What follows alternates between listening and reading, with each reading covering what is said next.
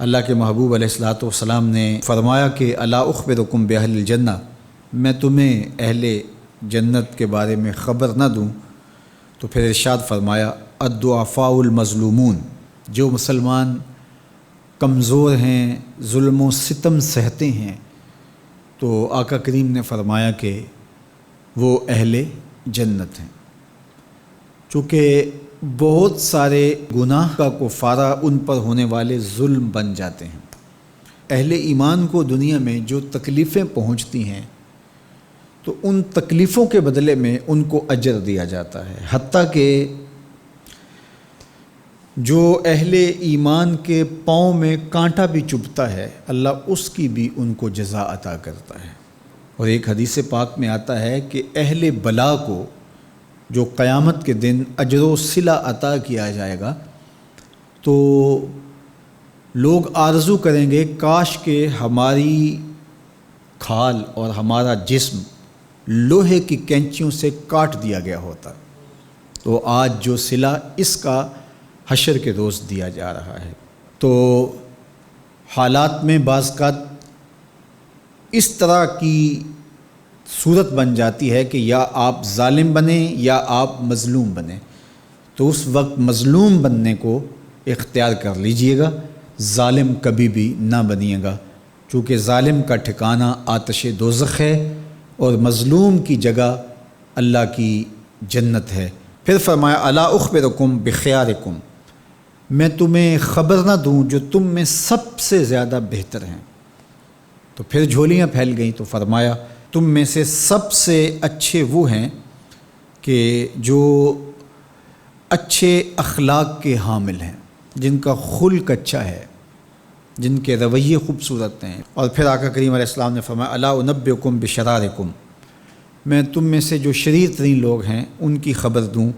السرسارون المتشدقون المتفہقون،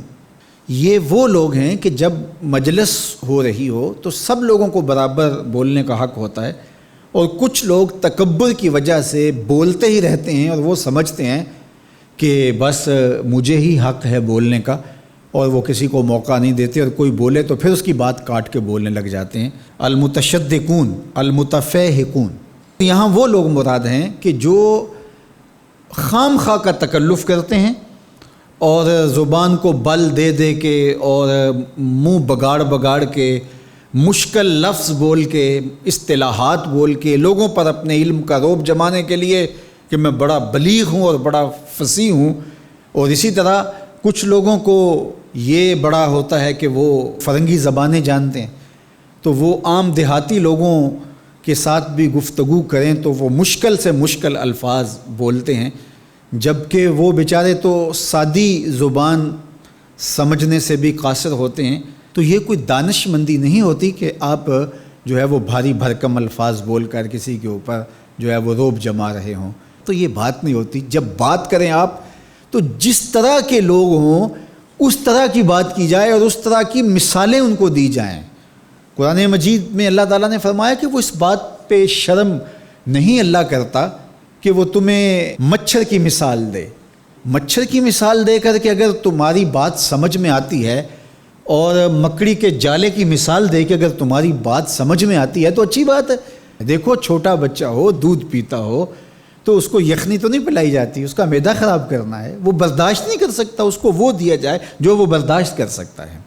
اس لیے آپ کے مخاطبین کس طرح کے ہیں؟ کلم الناس علی قدر عقولہم لا علی عقولکم، میرے اور آپ کے آقا و مولا نے فرمایا جب بات کرو تو لوگوں کے فہم کے مطابق کرو، اپنے فہم اور اپنی عقل کے مطابق نہ کرو۔ علامہ اقبال علیہ رحمہ کی شاعری